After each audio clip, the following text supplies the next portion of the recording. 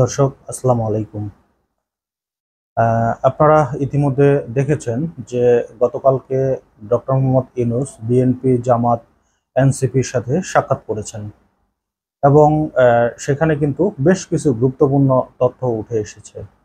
ইতিমধ্যে আপনারা জানেন যে এনসিপি ডক্টর মোহাম্মদ ইউনূসের সাথে সাক্ষাৎকারের সময় বলেছেন যে বিএনপি পন্থী যেসব উপদেষ্টা রয়েছে তাদেরকে পদত্যাগ করার কথা বলছেন।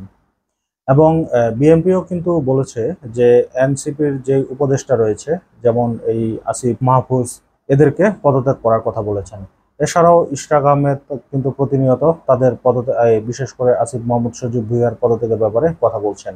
এছাড়া এনসিপির পক্ষ থেকে বলা হয়েছে যে হাসিনার আমলে যতগুলো নির্বাচন হয়েছে এই নির্বাচনগুলো বাতিল করতে হবে। মানে এই নির্বাচনগুলো বাতিল করলে ইশরাকের যে একটা ইস্যু আছে এখন, সেই ইস্যুটাও বাতিল হয়ে যাবে।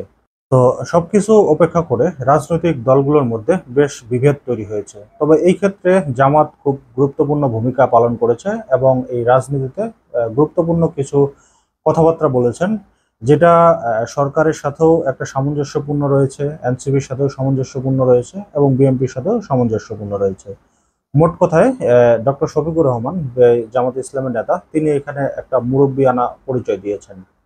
উনার এই কাজটা আমার বেশ ভালো লেগেছে। তিনি বলেন যে নির্বাচন কবে হবে সেটা স্পষ্ট করা দরকার বলে মনে করেন জামাতে ইসলামের আমির শফিকুর রহমান, এবং ঘোষিত সময়সীমার মধ্যে জনগণের বড় ধরনের ভোগান্তি ছাড়া একটি আহ, স্বস্তিজনক নির্বাচন হতে হবে। তার মানে এই যে বিএনপির চাওয়া হচ্ছে নির্বাচন কবে হবে, আর এনসিপির চাওয়া হচ্ছে যে সংস্কার, তারপরে শেখ হাসিনার বিচার।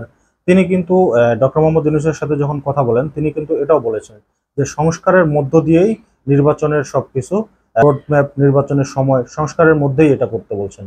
এছাড়া শেখ হাসিনার বিচার প্রসঙ্গেও কিন্তু তিনি কথা বলেছেন যে শেখ হাসিনার বিচার কার্যক্রম যত দ্রুত সম্ভব এটা শুরু করতে হবে। এবং তিনি কিন্তু এটাও বলেছেন যে সংস্কার একটি দীর্ঘমেয়াদী প্রসেস। আপনারা ক্ষমতায় থাকতে যতটুকু করতে পারেন করেন, বাকিটা নির্বাচিত সরকার যারা আসবে তারা কিন্তু সেই সংস্কারটা পরিপূর্ণভাবে পালন করবে। জামাতের আমির আরো বলেন, সমাজে যে অস্থিরতা দেখা দিয়েছে আপাত দৃষ্টিতে কিছুটা কেটেছে উল্লেখ করে জামাতের আমির বলেন, জামাত এর স্থায়ী নিষ্পত্তি চায়। দুটি রোডম্যাপ ঘোষণা করলেই সমস্যার সমাধান হয়ে যাবে। সংস্কার ও নির্বাচনের রোডম্যাপ এটি অতি গুরুত্বপূর্ণ। এছাড়াও তিনি সেনাবাহিনীর কথাও কিন্তু সেখানে উল্লেখ করেছেন যে বাংলাদেশের সেনাবাহিনীর একটি গুরুত্বপূর্ণ ভূমিকা রয়েছে। সেনাবাহিনীকে বিতর্কিত করলে দেশ বিতর্কিত হবে এবং সেনাবাহিনী এবং বহির্বিশ্বের যারা শত্রু রয়েছে তারা বাংলাদেশকে চেপে ধরতে পারবে। সবকিছু মিলিয়ে তিনি যে কথাবার্তাগুলো বলেছেন, এটা নিঃসন্দেহে একজন মুরব্বীর ভূমিকা পালন করেছেন তিনি, এবং কথাগুলো তিনি অনেক সুন্দরভাবে গুছিয়ে বলেছেন। এখন দেখার অপেক্ষায় যে ডক্টর মোহাম্মদ ইউনূস আসলে ইনাদের কথাগুলো রাখেন কিনা।